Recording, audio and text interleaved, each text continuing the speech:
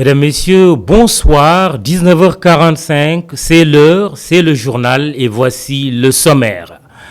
Bac de Marsassoum, attention, danger, un naufrage peut survenir à tout moment. Le ferryboat ou traversier, pour faire un clin d'œil aux Québécois, roule en ce moment avec un seul moteur. Marsassoum espère au plus vite l'achèvement du pont en construction. Secteur de la santé, une grève qui pourrait être lourde de conséquences en ces moments de crise. Le cadre unitaire des syndicats de la santé pour la justice sociale projette un arrêt total de travail début août. Le CUS est insatisfait des conditions de travail et demande en même temps à être édifié sur les 1500 agents de santé qui seront recrutés prochainement. Propagation du Covid-19, le coup de gueule des 239 scientifiques contre l'OMS fait mouche. L'Organisation mondiale de la santé reconnaît que des preuves émergent sur la transmission par l'air du virus, un nouveau camouflet pour cette organisation. Une crise qui paralyse bien des activités économiques du pays, les médias entre la publicité qui se fait désirer et la réduction des effectifs, le marché du bazin avec la tabaski qui s'annonce, la microfinance qui veut se relancer, même les jeunes laveurs de véhicules sont dans le dur. Illustration, ceux établis devant l'Assemblée nationale qui sont priés de libérer l'espace. Enfin, football, la reprise des championnats de Ligue 1 et 2 pourrait avoir lieu plus tôt que prévu. La fédération prendra la décision demain d'autres nouvelles sportives comme le transfert fort probable de Kalidou Koulibaly à Man U ou chez le rival City. Bienvenue à toutes et à tous.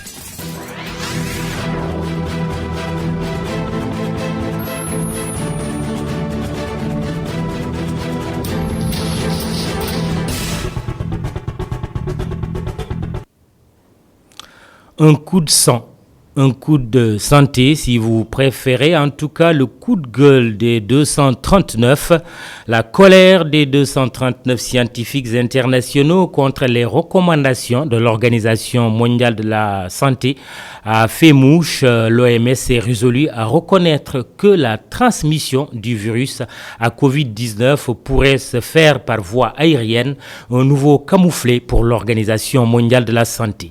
C'est une synthèse de El Hadj Malick Cissé.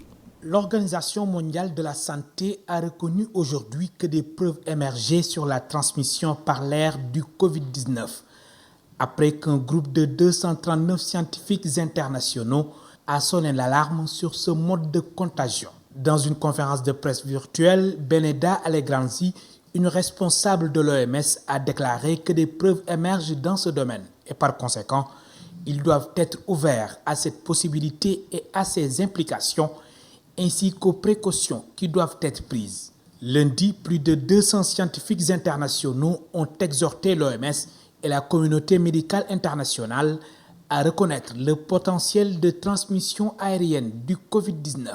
L'Organisation mondiale de la santé, déjà critiquée pour avoir tardé à recommander les masques, a été accusée de refuser de voir l'accumulation d'indices d'une propagation par l'air du virus qui a tué plus de 500 000 personnes dans le monde en 6 mois.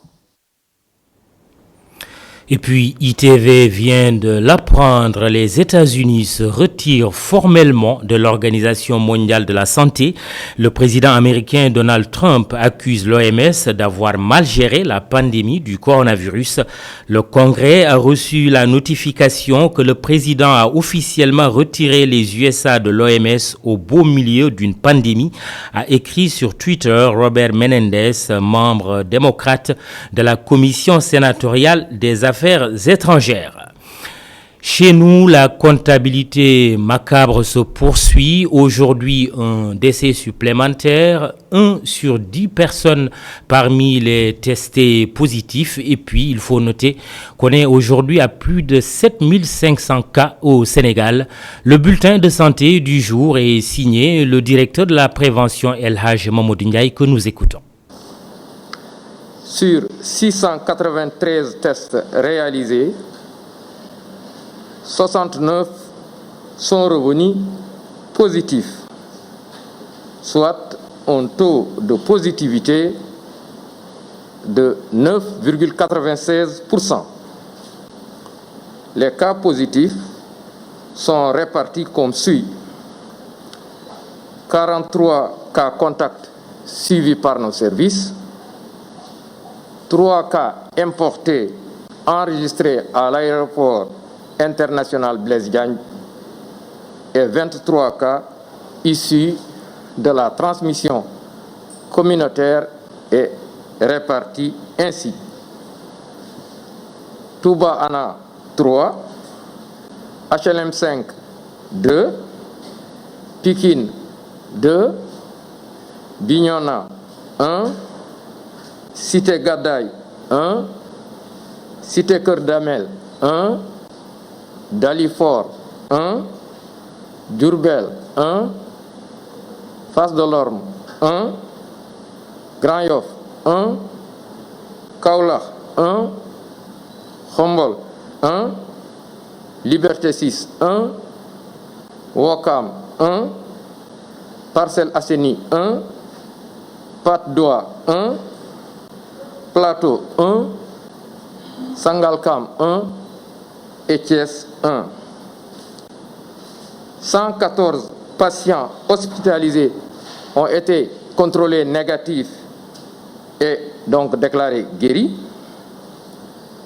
34 cas graves sont pris en charge dans nos services de réanimation.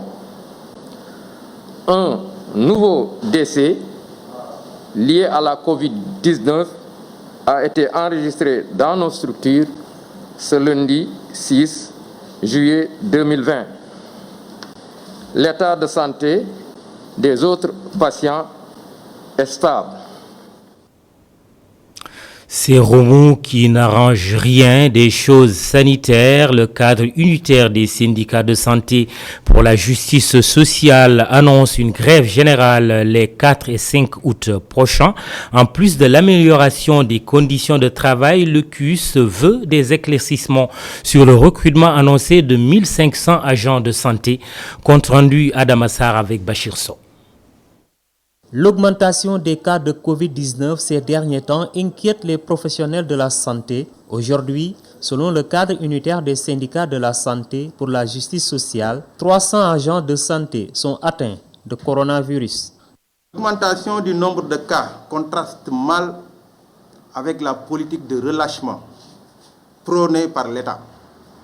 C'est une nouvelle stratégie. Cette nouvelle stratégie a fini de mettre en danger la quasi-totalité du personnel soignant avec un nombre croissant de cas qui va bientôt atteindre 300 agents.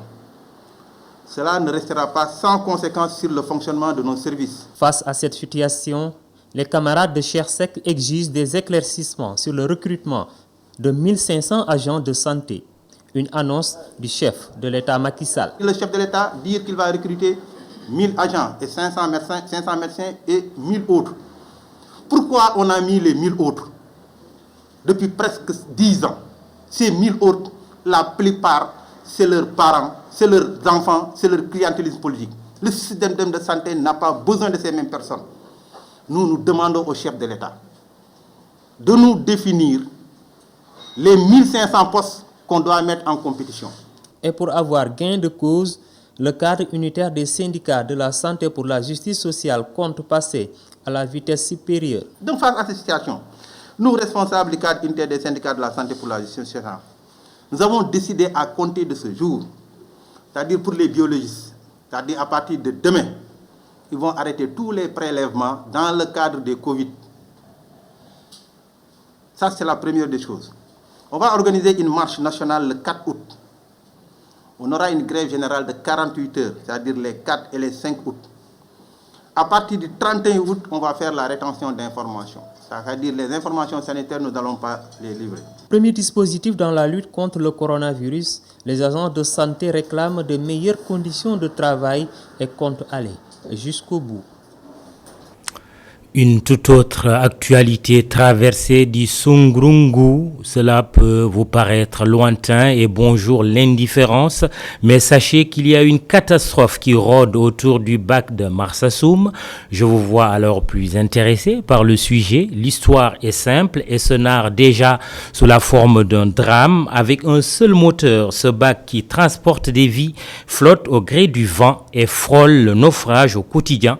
Vivement l'achèvement des travaux du pont de Marsassoum. C'est une correspondance de Ousmane Demba. À Marsassoum, la traversée du fleuve Sungrungu est difficile, voire impossible à certains moments. Si l'on en croit aux explications du président du conseil communal de la jeunesse, cette situation est due à l'état du bac qui, depuis des années, traîne des dysfonctionnements techniques. Depuis fin 2017, le bac ne roule qu'avec un seul moteur, parce qu'en réalité, il y a deux moteurs. Il y a le moteur tribord et le moteur bâbord. Ça fait 3 ans que le moteur tribord est tombé en panne. Attirant l'attention des autorités, Mamadou Doudoundaou, qui tire la sonnette d'alarme, évoque également le calvaire des populations. Il y a un peu de vent, comme ce qui se passe en ce moment au niveau de Marsassoum. Le bac ne roule pas, donc sinon, s'ils prennent le risque de rouler, le bac ne flotte qu'au gré du vent. Donc, il n'y a aucun contrôle parce que l'autre moteur n'a pas assez de puissance pour véritablement donc le mener à bon port. Donc cela est en train véritablement de poser un énorme problème de trafic parce que le chef du bac, ne voulant pas prendre de risques avec les constructions du pont qui sont en train de s'opérer, donc annule la rotation et donc du coup les populations sont laissées à elles-mêmes, elles n'ont pas la possibilité donc de voyager ou bien l'autre alternative qui s'offre à elle, c'est de piquer, d'aller jusqu'à Sédhiou, de faire le grand tour pour passer par Médina Wandifa et pour pouvoir regagner véritablement Ziguinchor. Donc finalement, c'est une situation vraiment fâcheuse qui est en train de nous, excusez-moi du terme, mais qui est en train de nous pourrir en tout cas la vie ou bien l'existence au niveau de Marsassoum. Il faut rappeler que la réalisation du pont de Marsassoum est en cours et l'infrastructure sera livrée au plus tard en fin 2020.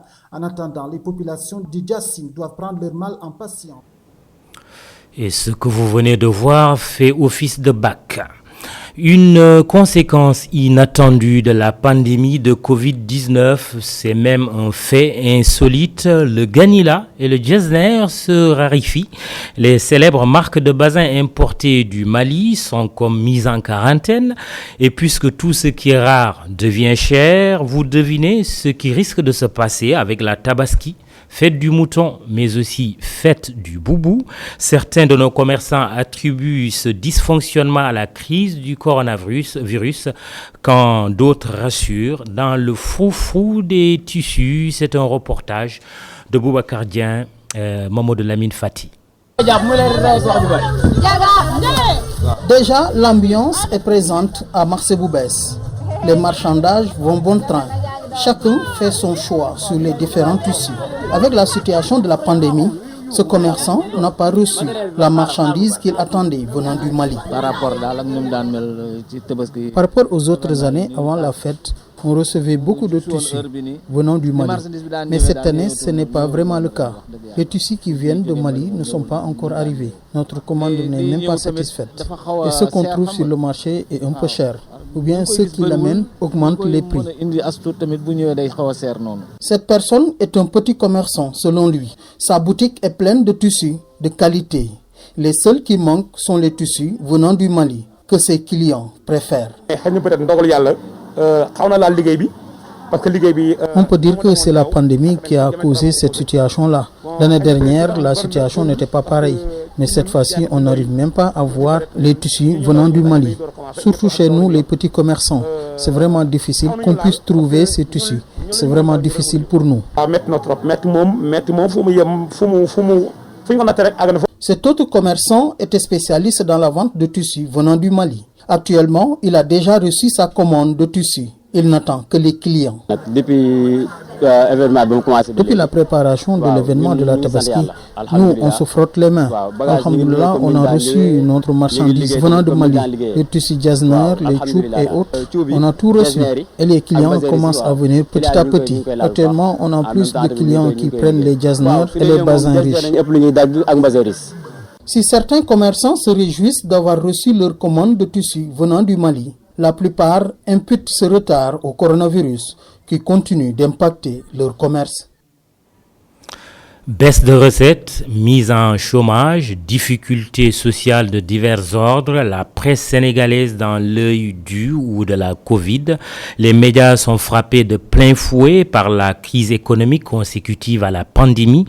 La presse écrite semble être la plus affectée. Le président du CEDEPS, Mamoudi Ibra Kane, était un des invités matinaux d'e-radio avec Alassane Sambadio. C'est la survie même des entreprises de presse qui est en cause. Et bien entendu, ces difficultés économiques vont engendrer des difficultés sociales.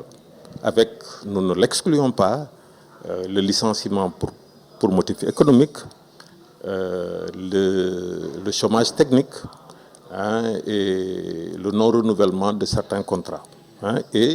La conséquence de tout ça sera peut-être des arriérés de salaire, etc. Donc, d'autant que la maladie au Sénégal n'est pas près de disparaître, au contraire. Donc la situation risque d'être vraiment très difficile pour le secteur de la presse et nous espérons que les autorités de ce pays en auront conscience pour apporter l'aide nécessaire à la presse, parce que la presse est un outil indispensable dans n'importe quelle démocratie. Comme à l'image de ce qui se fait dans certains pays, qu'on ait un plan d'urgence pour le secteur de la presse. Et nous espérons que l'État va y mettre les moyens. Mamoudi Ibra Kane, face à Mamoudi Ibra Kane, il n'y a plus de confusion possible. Pour éviter des pertes d'emploi, le secrétaire général du SYNPICS a sa petite idée pour Bamba Kassé. Il faut aller vers un modèle économique différent. Innover, toujours innover avec le soutien de l'État. Écoutez le syndicaliste.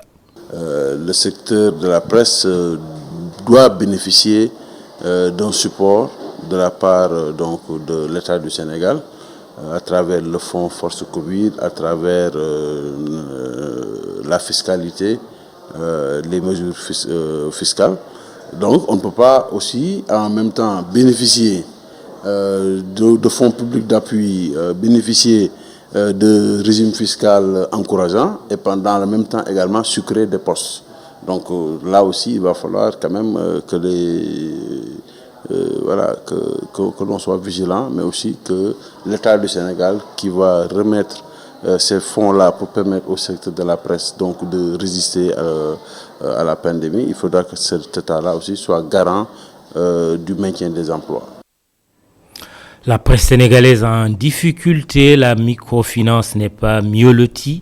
La ministre en charge de ce secteur s'active pour relancer l'économie dans ce secteur. Au programme, une rencontre d'échange avec les directeurs des institutions de microfinance pour fixer le cap.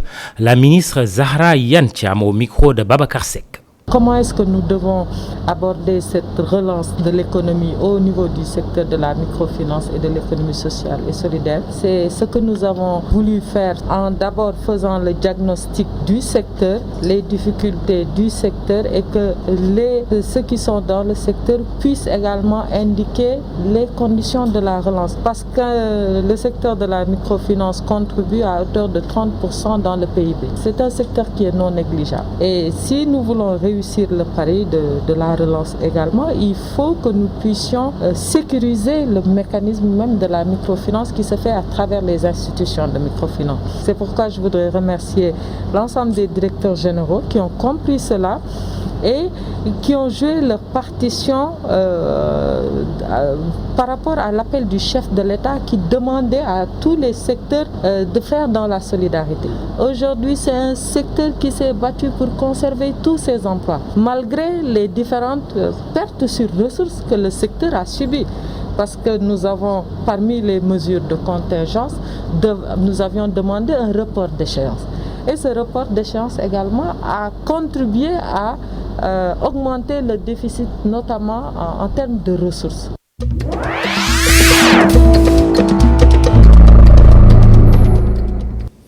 Une actualité internationale que nous commençons par l'Algérie. Les autorités ont ordonné mardi le reconfinement de 18 communes de la wilaya de Sétif, la deuxième préfecture la plus peuplée du pays. La raison, une hausse des contaminations au nouveau coronavirus. Un confinement partiel sera imposé à compter de mercredi de 13h à 5h, soit 12h à 4h GMT, dans ces communes algériennes pour empêcher la propagation de la maladie, selon un communiqué du ministère de l'Intérieur algérien.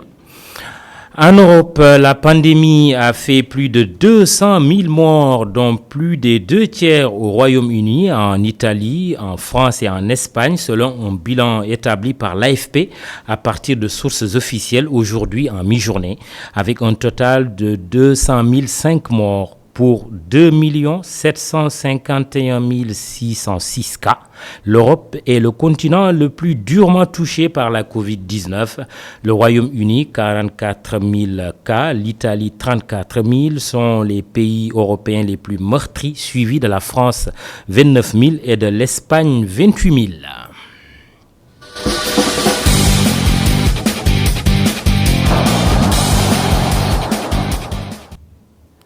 Et en cours avec le ballon rond, le conseil d'administration de la Ligue sénégalaise de football professionnel opte pour la reprise des championnats de Ligue 1 et Ligue 2. Elle va défendre cette position demain, mercredi, lors de la réunion du comité exécutif de la SFF, nous informe le journal Stade.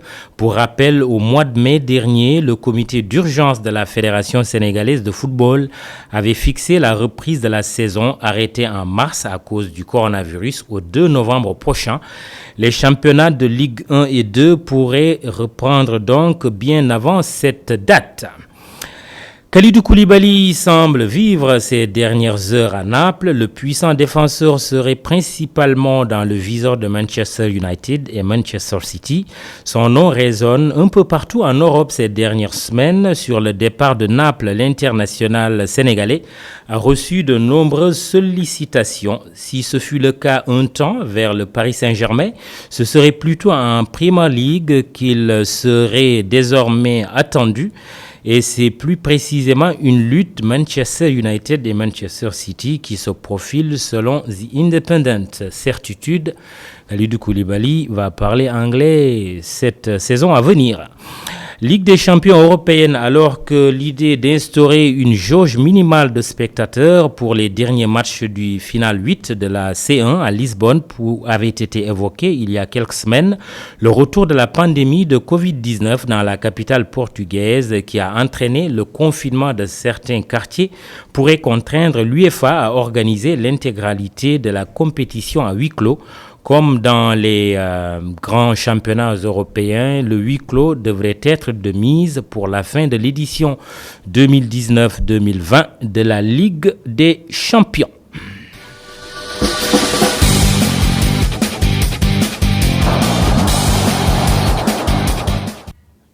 Dernier sujet sur le secteur informel sénégalais, eux aussi ils sont dans le dur. Les jeunes laveurs de véhicules du rond-point de l'Assemblée nationale risquent de perdre ce qui fait office pour eux de lieu de travail. La mairie du Plateau en a exprimé la volonté. Portrait commun de ces identités remarquables de la place Soweto, leur provenance de contrées lointaines pour venir gagner leur vie à Dakar, la capitale sénégalaise. Avec la complicité de Boubacar Dia, Moussa Fall, la caméra d'ITV s'est intéressée à leur sort. Regardez. Ils sont près d'une dizaine de jeunes à guetter l'arrivée d'un hypothétique véhicule. Ces jeunes sont des laveurs de véhicules. Ils viennent tous du village. Certains sont des Réfans. Badara Faye a tourné le dos à l'école depuis la classe de 5e. Actuellement, l'activité est au ralenti. Le maire de Dakar Plateau va reprendre cet espace qui leur sert de parking, selon eux. Nous sommes à cet endroit depuis déjà plusieurs années et nous ne connaissons qu'ici pour gagner nos vies. Actuellement, on nous a sonné de quitter cet endroit car le parking a été vendu à un privé. Demain, les forces de l'ordre seront là pour nous faire quitter cet endroit. Comme quoi, un malheur ne vient jamais seul. Ces laveurs subissent des rafles au quotidien. Chaque jour que je fais, nous subissons des rafles où on nous fait payer 6 000 francs CFA. alors que nos vies dépendent de cette activité. Si on quitte ici, nous n'aurons plus rien à faire. Ces jeunes ne sont pas les seuls à subir la situation, leurs familles aussi.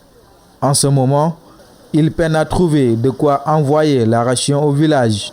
Parfois, nous gagnons de quoi nourrir nos familles au village, mais au moment où je vous parle, tout est à l'arrêt. Même la fête de Tabaski risque d'être compliquée pour eux. La Tabaski, non, ne m'en parlez même pas. C'est dur pour tout le monde. Certains même ont commencé à faire des choses qu'ils ne devraient pas faire. Ces laveurs de véhicules veulent exercer librement leur travail, un travail qui sans doute les éloigne de la dérive. Allez, on nettoie la table comme ce laveur de véhicules. C'est la fin de ce journal. Dans quelques minutes, la Total Bloc d'info avec Khalifa Diakhaté. Et retenez la grosse information de la soirée, c'est officiel. Les États-Unis se retirent de l'Organisation mondiale de la santé, l'OMS, qui elle-même reconnaît la transmission du virus par voie aérienne. C'est ce qu'avaient dit 239 scientifiques internationaux. L'OMS qui avoue donc son tort. Allez, n'oubliez pas, on remet le masque. Bonne soirée. À demain.